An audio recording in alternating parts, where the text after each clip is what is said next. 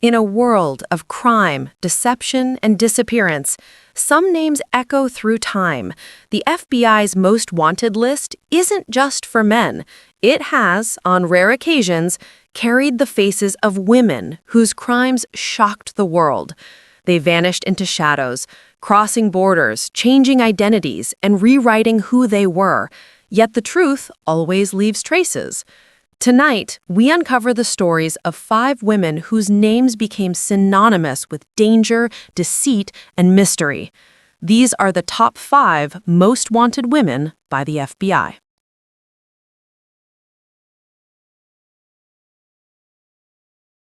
She wasn't your average criminal. She didn't carry a gun, didn't rob a bank, and never broke into a vault. But Ruja Ignatova stole something far more valuable: trust.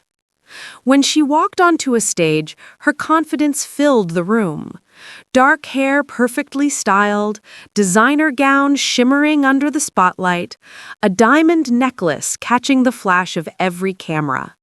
To the crowd, she was more than a businesswoman. She was a visionary, the woman who would change how the world understood money. But behind that smile, behind every word she spoke, was a web of deceit that would trap millions. The rise of the Cryptoqueen. Ruja Ignatova was born in Bulgaria in 1980. Her family moved to Germany when she was young, and from the beginning she stood out. Intelligent, articulate, ambitious. She earned her PhD from the University of Constance, then went on to study at Oxford University. She spoke multiple languages and was known for her sharp mind. To those around her, she seemed destined for greatness.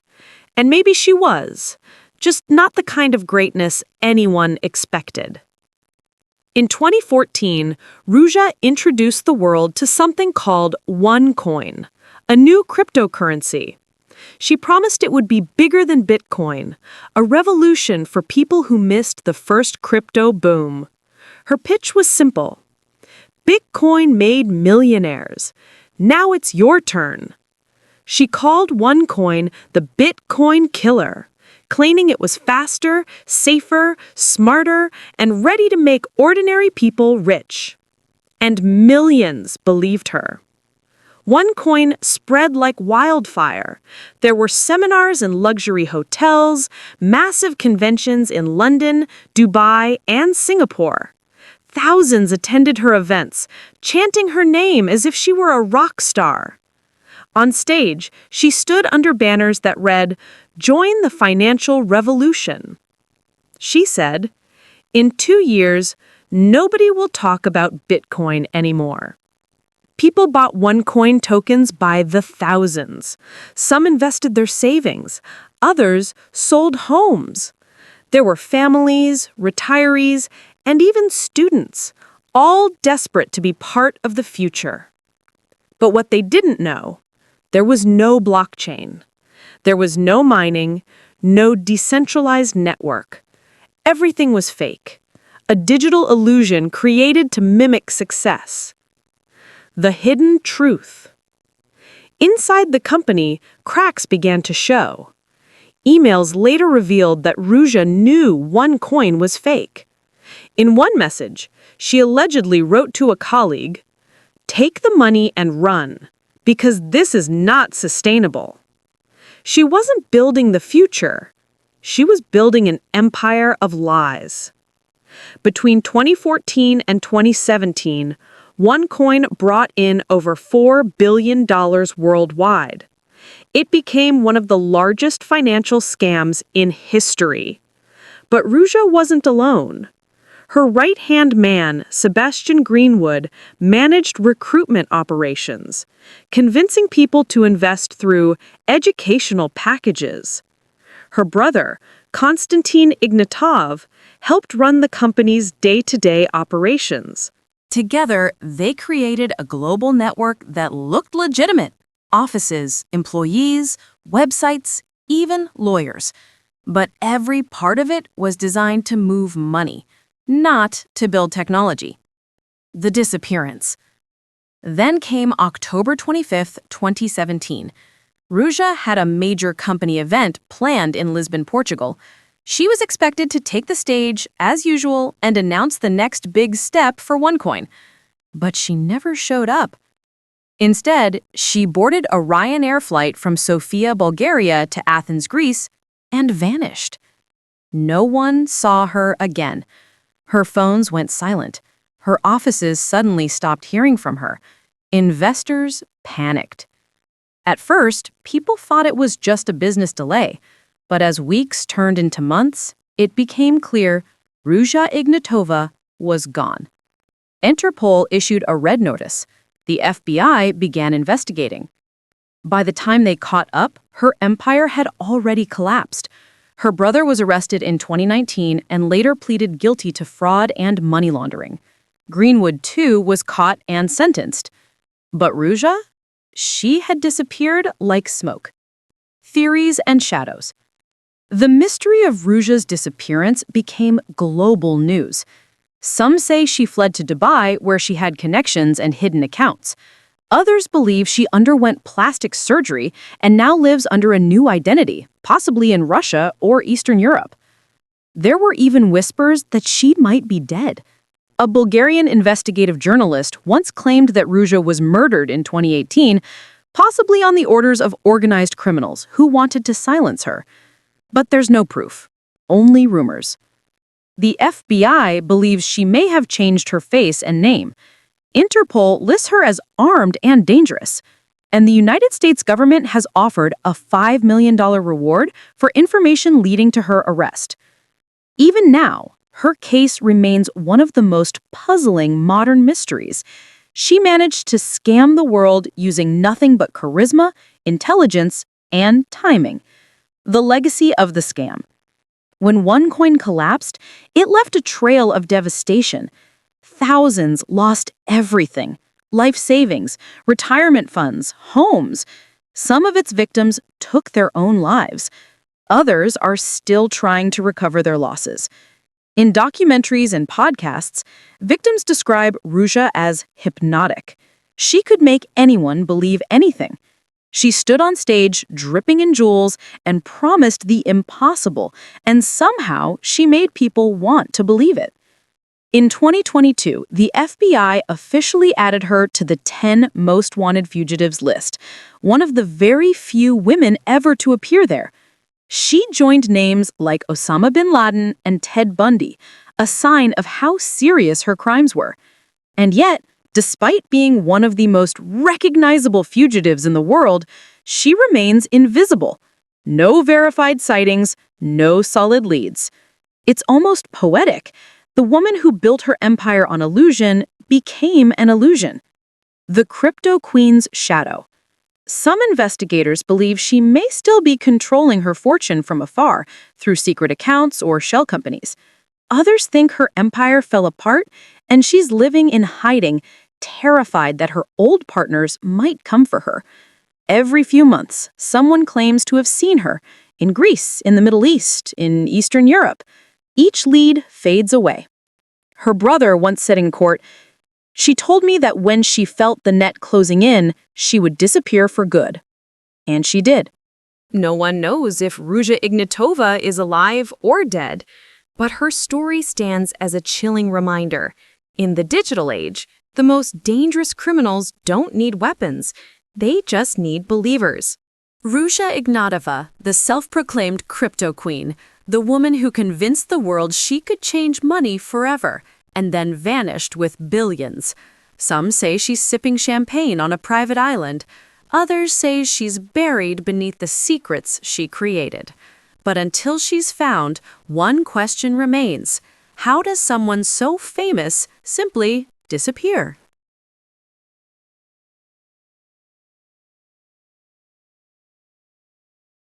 Donna Jean Wilmot was not a criminal born from greed or chaos. Her story began with ideas, radical beliefs, the kind that once burned bright in the minds of young people during America's most divided years. But as time would prove, ideas can be just as dangerous as any weapon. In the late 1960s and early 70s, the United States was a nation split in half. The Vietnam War was raging. Protests filled college campuses. People were angry, afraid, and desperate for change. And in the middle of that storm, groups began to form. Groups that believed words were no longer enough. Among them was an organization called the Weather Underground, a radical left-wing faction that believed only direct action could end what they saw as a corrupt government. Donna Wilmot, born in 1951 in Cleveland, Ohio, was one of the young minds drawn into that fire. She was educated, politically active, and believed deeply in social justice. But like many others in that era, her beliefs took her down a dangerous path, one that would eventually put her on the FBI's radar for decades. It started small: protests, rallies, pamphlets. But Donna's convictions grew stronger with each passing year. She joined causes supporting the Puerto Rican independence movement, aligning herself with the Armed Forces of National Liberation, known as FALN, a militant organization responsible for bombings across the United States. They claimed to fight for Puerto Rican liberation, but the FBI saw them differently, as domestic terrorists. Donna wasn't the kind of person you'd imagine as a fugitive. Those who knew her described her as calm, thoughtful, even gentle. But when the political became personal, she changed. By the late 1970s, she was working alongside radical activists planning bombings against military and government targets. And in 1982, she crossed a line she could never return from. Together with a small network of militants, Donna helped plan the breakout of William Morales, a bomb maker for FALN, from a federal prison hospital in New York City. Morales had been seriously injured in an explosion while making bombs. He was a key figure, and his escape would send shockwaves through law enforcement. According to FBI reports, Donna and her associates smuggled plans, equipment, and disguises into the facility. Morales used a homemade rope and managed to escape through a window, breaking both legs in the process. He fled the U.S. and eventually reached Cuba, where he was granted asylum. It was one of the boldest prison escapes of its time, and Donna Wilmot was one of the names behind it. But that wasn't her only act of defiance. A few years later, she was linked to another plot, this time an attempt to break Assata Shakur out of prison, the infamous fugitive convicted of killing a New Jersey state trooper.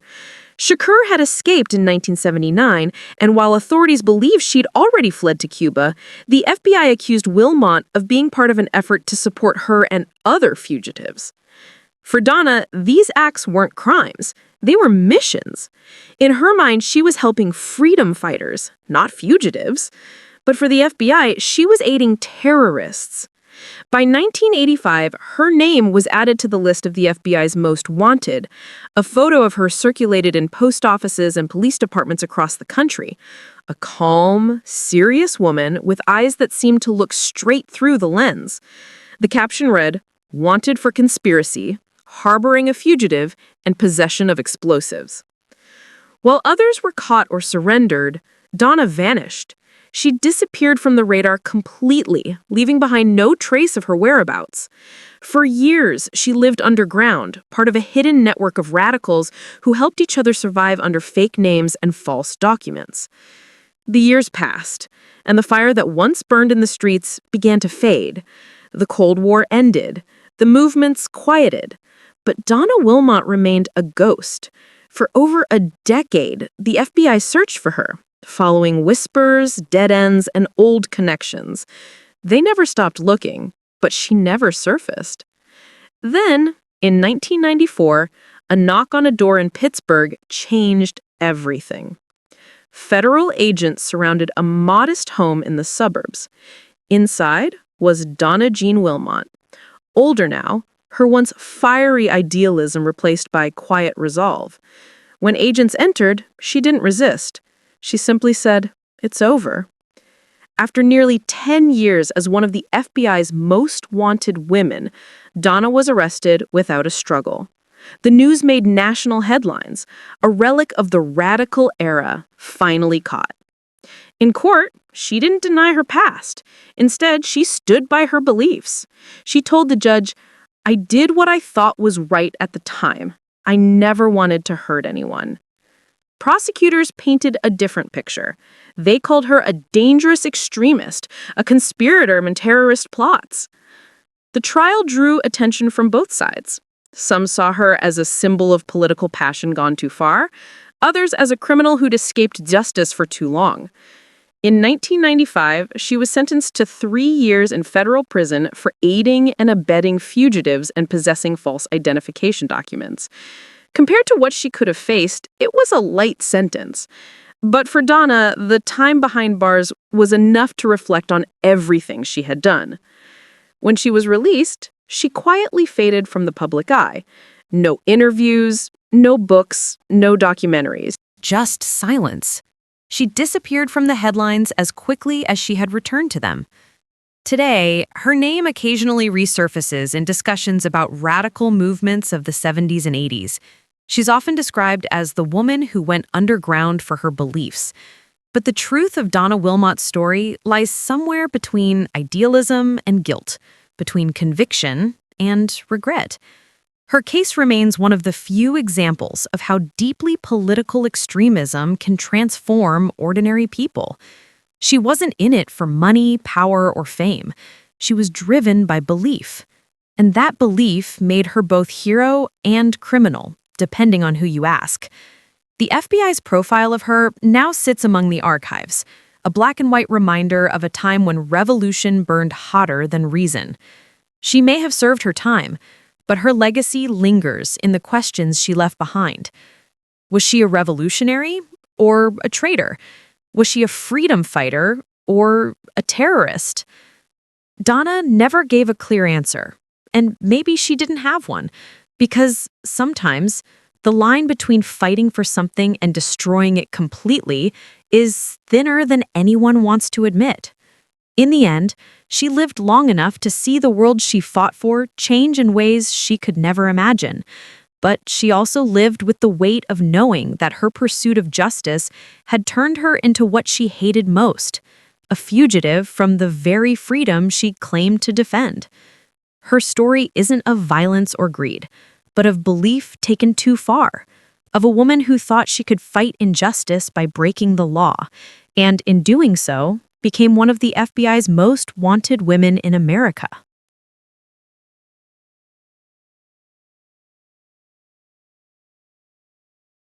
Assata Shakur's life reads like a thriller novel, but it is painfully real, marked by tragedy, defiance, and escape.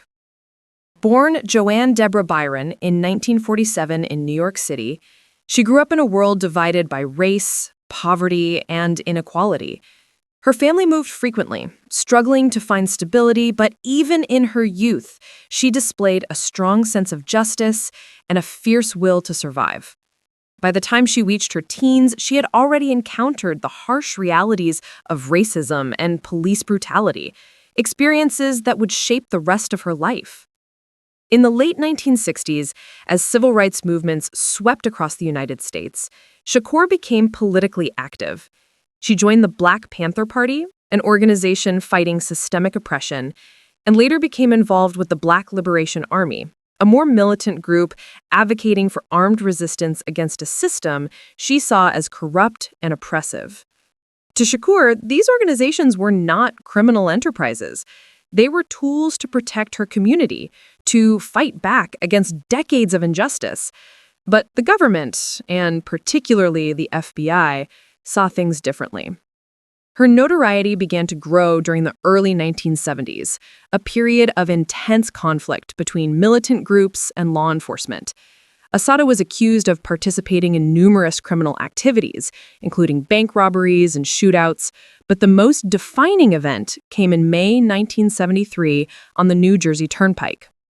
On that day, she and two companions were stopped by state troopers after a traffic violation. What followed was a violent confrontation, leaving one trooper dead and another injured. Shakur herself was shot multiple times and arrested at the scene. The incident sparked a firestorm of controversy. Supporters argued she acted in self-defense against a corrupt and racist police system, while authorities claimed she had been involved in the murder. Her trial became one of the most high-profile cases of the decade. Witnesses contradicted each other, evidence was contested, and the media portrayed her as both a dangerous criminal and a symbol of racial injustice. The courtroom was tense, charged with the raw emotions of the era: anger, fear, and the unrelenting weight of a society divided. In 1977, Shakur was convicted of first-degree murder and several other charges, receiving a life sentence in a New Jersey prison. Her conviction, however, did not end the saga. During her incarceration, Shakur maintained her innocence and became a symbol of resistance to many in the Black liberation movement. Her letters and statements from prison portrayed her as a woman determined to fight back against an unjust system, someone unwilling to surrender her dignity or voice. In 1979, she executed what would become the most daring escape of her life. Assisted by supporters on the outside, she managed to flee the Clinton Correctional Facility for Women in New Jersey. The escape was meticulously planned. Disguises, carefully timed movements, and trusted allies ensured her exit from the heavily guarded facility. Within days, she disappeared completely, leaving the American authorities scrambling. Her flight led to an international manhunt. By 1984, she had surfaced in Cuba, where she was granted political asylum by Fidel Castro. Cuba viewed her not as a criminal, but as a political exile, a victim of the United States' flawed justice system. The FBI, however, branded her as a fugitive terrorist and added her to their 10 most wanted fugitives list, offering a reward for information leading to her capture. To this day, she remains the first woman on the FBI's list to be granted political asylum in another country. The years in Cuba were far from quiet. Shakur lived under protection, aware that any exposure could lead to her extradition or assassination. She gave interviews to sympathetic journalists, writing memoirs detailing her experiences with systemic oppression, police brutality, and her struggle for liberation. Her narrative painted a complex picture: a woman caught between being a symbol and being hunted, between her ideals and the reality of violent acts that occurred during her radical years. Her story is one of contradictions. To her supporters, she is a hero, an emblem of the fight against racism and oppression, a woman who refused to bow to a system stacked against her. To her detractors, she is a convicted murderer who escaped justice and now lives freely in another country, untouchable. These conflicting perceptions have kept her story alive in the public consciousness for decades. Even now, decades after her escape, Shakur's name evokes strong reactions. Books, documentaries, and songs reference her legacy, and her image is often used in discussions about race, justice, and the American penal system. The FBI still lists her as a fugitive, maintaining a $2 million reward for information that could lead to her capture, but every effort to extradite her from Cuba has failed. Political tensions between the U.S. and Cuba, combined with international laws, have created a protective shield around her. Her life in exile is cloaked in mystery. Few details are verified, and most of what is known comes from carefully controlled statements she has made. Observers report that she lives a quiet life, cautious, aware of the global attention she continues to attract. The woman who once roared on the streets, who fought back against police and government agents, now navigates a world of caution and reflection. Yet, her influence remains powerful. Activists often cite her resilience and commitment to her ideals as inspirational, while critics point to the consequences of her actions as a warning of what radicalization can lead to. Her story raises difficult questions about justice, morality, and the intersection of race and law enforcement in America. Assata Shakur's life reminds the world that history is rarely black and white. She embodies the tension between oppression and rebellion, between a system of law and the human desire for freedom. Her escape, survival, and continued asylum in Cuba make her one of the most famous fugitives in history, and certainly one of the FBI's most wanted women, whose story continues to captivate the world. No photograph, no headline, no statement can fully capture the complexity of her life. She is a fugitive, a revolutionary, a survivor, and a symbol. Assata Shakur remains in hiding, untouchable by the reach of American law, yet omnipresent in the conversations about justice, race, and the power of resistance. Every mention of her name conjures images of a woman unbowed, living a life dictated not by fear, but by conviction. Her story is a cautionary tale, a testament to the extremes to which belief can drive a person, and a reminder that some names, once written in history, never fade. And while the FBI still searches, decades later, she remains just out of reach, a living ghost, a woman who challenged a system and managed, somehow, to escape it entirely.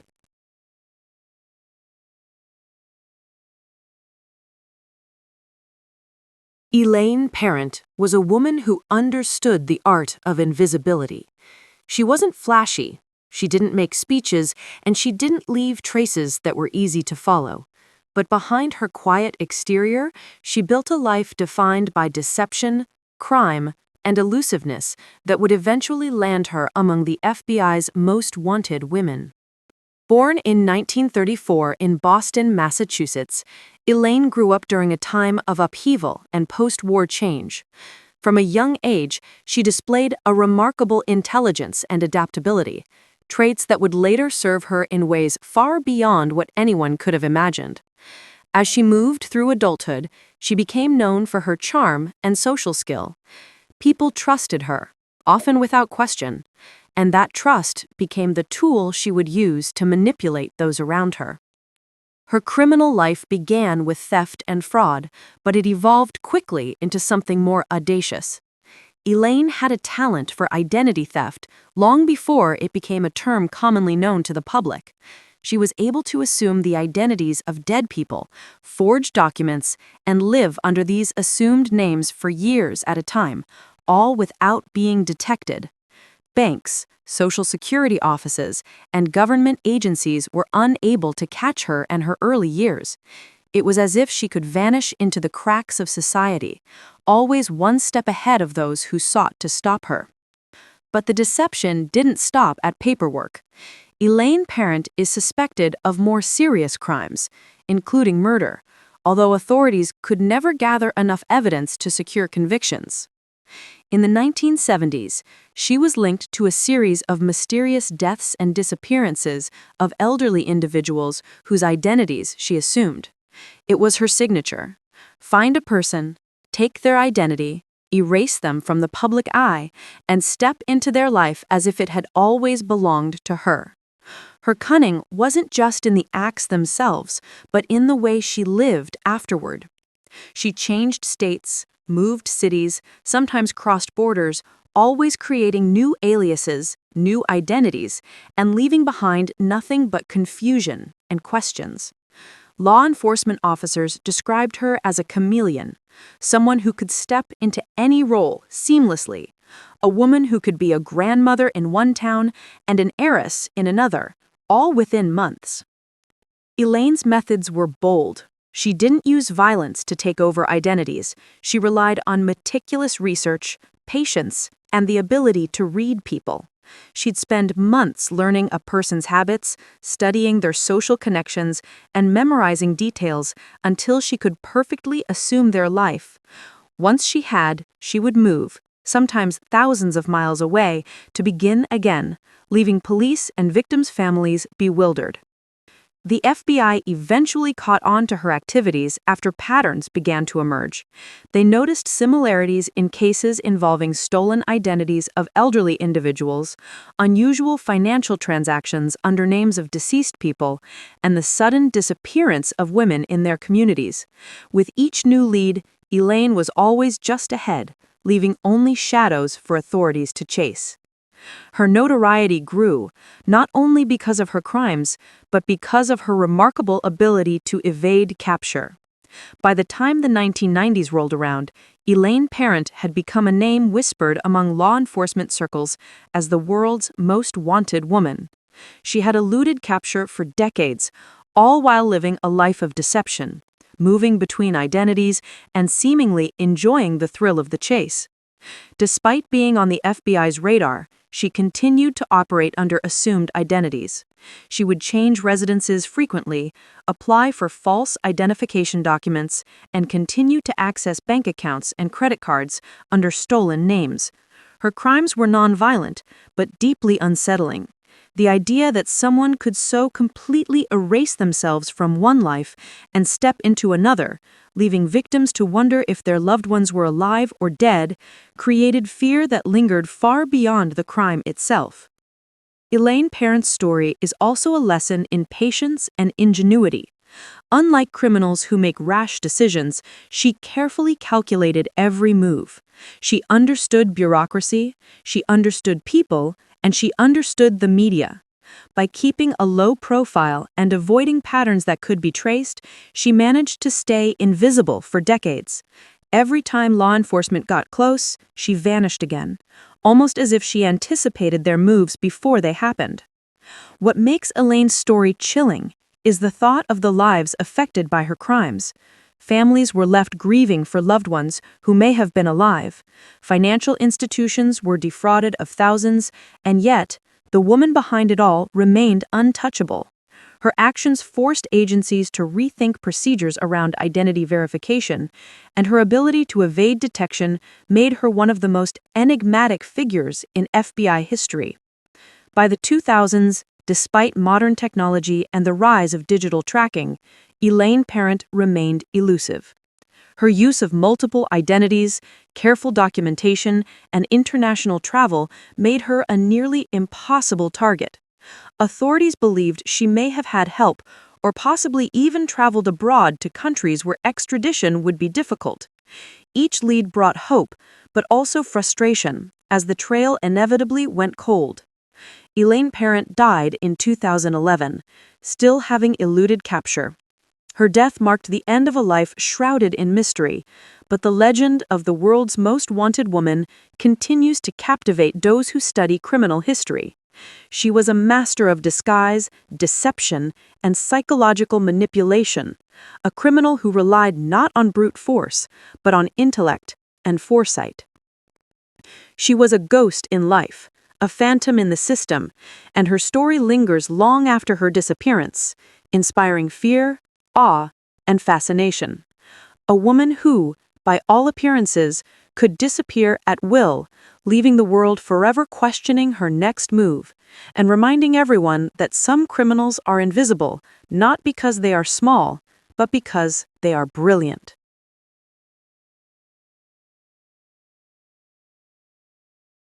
Catherine Ann Power was once an ordinary young woman, the kind who smiled easily, took her studies seriously, and dreamed of a future full of promise. She was born in 1949 in Cambridge, Massachusetts, and grew up in a middle-class family that valued education, morality, and stability. But beneath her calm exterior, the world she lived in was changing rapidly. The late 1960s were turbulent years in America, marked by the Vietnam War, widespread protests, and a generation questioning authority in every possible way. Power, like many of her peers, was swept into the currents of radical activism. She attended the University of Massachusetts at Boston, studying sociology and becoming increasingly aware of what she considered injustices in society. She attended anti-war rallies, joined student organizations, and found herself drawn to the rhetoric of revolutionary groups advocating for dramatic social change. For a while, her activism seemed innocent, participating in marches, organizing meetings, distributing pamphlets. But gradually, the desire to take action escalated into something more dangerous. In 1970, along with a small group of friends, Catherine participated in a bank robbery in Massachusetts. Their intent was not purely financial gain. They claimed it was to fund anti-war activities. But the robbery quickly escalated into violence.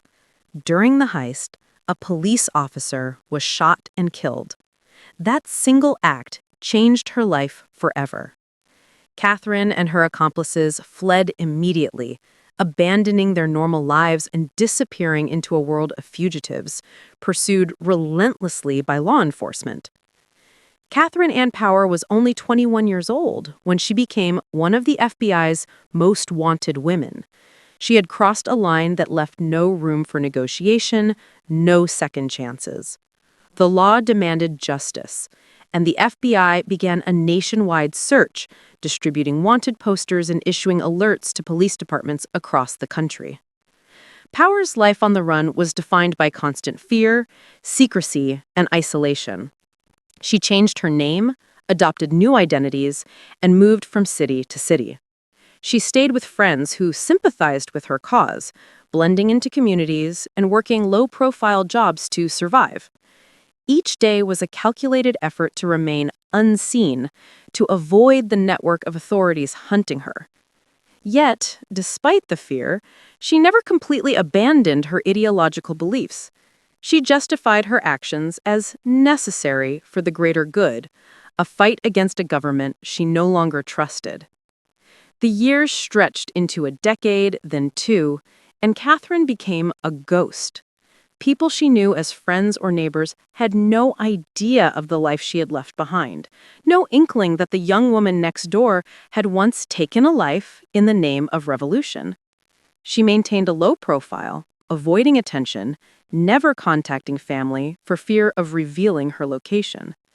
By the 1980s, Catherine Ann Power's name had become synonymous with the turbulent era of radical activism. Law enforcement officers still circulated wanted posters, and the FBI continued to classify her as dangerous. The case was studied in criminology textbooks, noted for its combination of youthful idealism, radicalization, and violent crime. Despite the pressure of being on the run, she managed to survive, relying on a combination of careful planning, luck, and the occasional help from sympathetic acquaintances. Her ability to remain free for nearly 2 decades astonished authorities. They monitored leads, interviewed friends and associates, and scoured records, but Catherine seemed always to be one step ahead, vanishing whenever a trail appeared. In 1993, after more than 20 years on the run, Catherine made a decision that would shock many. She turned herself in to law enforcement in Boston. She had been living quietly under an assumed name, reflecting on her life, and realized she could no longer continue the fugitive existence. Her surrender was voluntary, but it was calculated.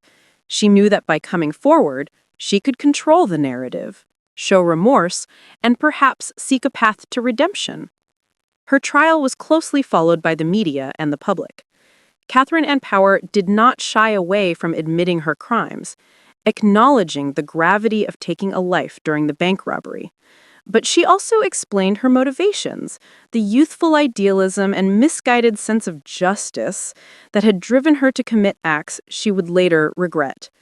Psychologists noted her remorse, her attempts to understand the consequences of her actions, and her desire to contribute positively to society after serving her sentence. In 1993, she was sentenced to prison, serving a total of 24 years before her release. During incarceration, she participated in educational programs, counseling, and outreach, working to demonstrate rehabilitation and personal growth. Upon release, she continued to live a quiet life, committed to avoiding further trouble and contributing to society in meaningful ways. The story of Catherine Ann Power is a complicated one. She was a fugitive, a criminal, and a radical in her youth, but she was also human, capable of reflection, remorse, and transformation. Her case serves as a reminder of how ordinary individuals can be swept up in extraordinary circumstances, how idealism can sometimes turn dangerous, and how redemption is possible even after the gravest mistakes. She remains a figure of fascination, not for the notoriety of her crime alone, but for the choices she made to live as a fugitive for decades, for the audacity to vanish from the world and escape the law for so long, and for the courage to eventually confront the consequences of her actions. Catherine Ann Power's story is a testament to the complexity of crime, morality, and the human capacity for both error and redemption. Even now, her life is continued to be studied by criminologists, historians, and true crime enthusiasts. The narrative is layered, challenging simple definitions of right and wrong. She was once on the FBI's most wanted list, a young woman who committed murder, then spent decades evading justice, and yet in the end, she took responsibility for her actions, proving that even those who disappear into the shadows can eventually step back into the light. Catherine Ann Power's tale is not just about crime. It is about the fragility of ideals, the consequences of choices made in youth, and the long, difficult path toward redemption. Her name remains etched in FBI records and criminal history, a reminder of a turbulent era, the dangers of radicalization, and the enduring human story behind every fugitive. As we close the files on these 5 extraordinary women, one thing becomes clear. The stories of Ruja Ignatova, Donna Jean Wilmot, Assata Shakur, Elaine Parent, and Catherine Ann Power are not just tales of crime. They're stories of brilliance, ambition, ideology, and the dark paths that can emerge when human desire meets opportunity.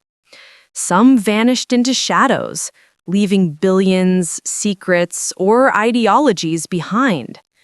Some surrendered to face the consequences of their choices.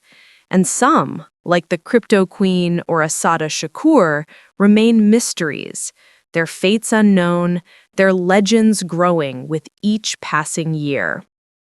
These women remind us that crime isn't always about brute force. Sometimes it is about cunning, planning, and the ability to disappear when the world is watching.